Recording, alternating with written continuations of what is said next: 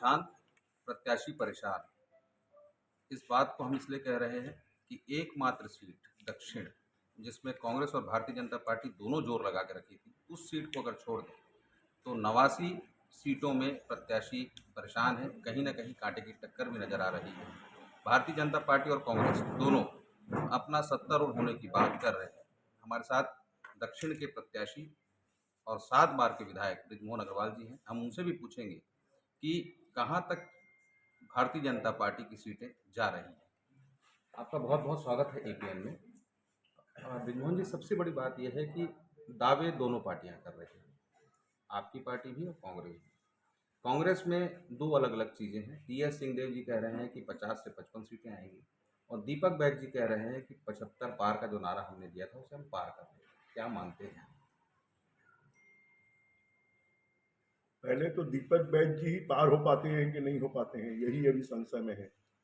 और भारतीय जनता पार्टी सरकार में आएगी, बहुमत में आएगी, अपनी सरकार बनाएगी, क्योंकि जो 75 पार का नारे दे रहे थे वो 50 पर आ गए। और अभी तो वोटिंग हुए 3 ही दिन हुआ है। आप 3 तारीख तक देखिए, वो 25 पर आ जाएंगे और भारतीय जनता पार्टी बहुमत के साथ में आएगी और सरकार बनाएगी। टीएस सिंहदेव जी का कहना है कि मैं मुख्यमंत्री की दौड़ में नहीं हूँ, भूपेश बघेल ही सरकार बनने के बाद मुख्यमंत्री होंगे। तो भूपेश पे भरोसा तो हो गया था, कांग्रेस पे भरोसा आ गया था, तो अब फिर से भूपेश पे भरोसा है? भरोसा किसी पे नहीं है, क्योंकि टीएस सिंहदेव जी को अब लगने लगा है कि कांग्रेस की सरकार तो नहीं बन रही है, तो हार का ठीकरा भूपेश बघेल जी भी फोड़ा जाए, इसलिए वो इस प्रकार की बातें कर रहे हैं। पूरे कांग्रेस के लिए सबसे ज्यादा टारगेटेड आप थे, ऐसा क्यों? टारगेटेड नहीं, स्वाभाविक है, राजधानी है। 7 बार से कांग्रेस अपना प्रत्याशी तय नहीं कर पाई है, हर बार नया प्रत्याशी। और इसलिए इस बार उन्होंने इसको टारगेट किया कि 7 बार हारी हुई सीट को हम कैसे जीत सकते हैं।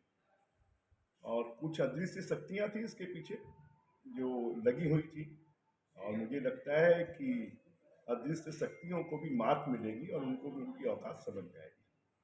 अगर भारतीय जनता पार्टी की बात करें तो अमित शाह जी ने 2 लोगों को बड़ा आदमी बात बनाने की बात कही थी। क्या वो वही मुख्यमंत्री होंगे या कोई और होगा? ऐसा है, जब चुनावी सभाएं होती हैं तो इस प्रकार की बातें स्वाभाविक होती हैं, और इसलिए बीजेपी में हर कार्यकर्ता बड़ा आदमी है, और अमित शाह जी ने इसलिए कार्यकर्ताओं का सम्मान बढ़ाने के लिए ये सब बातें की। आप भी रेस में हैं? रेस में कोई भी रहे, परंतु उसके बारे में निर्णय पार्टी का शीर्ष नेतृत्व करता है। शीर्ष नेतृत्व जो निर्णय करेगा उसको हम स्वीकार करेंगे। कितनी सीटें आएंगी? बहुमत से ज्यादा सीटें आएंगी। मतलब 50 के ऊपर, 60 के ऊपर? बहुमत से ज्यादा है। कुल मिला के बृजमोहन जी का साफ तौर पे कहना है कि बहुमत के साथ सरकार बनेगी भारतीय जनता पार्टी की। कमल छत्तीसगढ़ में पूर्ण रूप से खिलेगा। हालांकि सीटें बताने में उन्होंने इनकार कर दिया है, लेकिन बहुमत आएगा ये जरूर कहा है। कैमरा पर्सन अमृतेश्वर सिंह के साथ पीयूष मिश्रा, एपीएन न्यूज, रायपुर।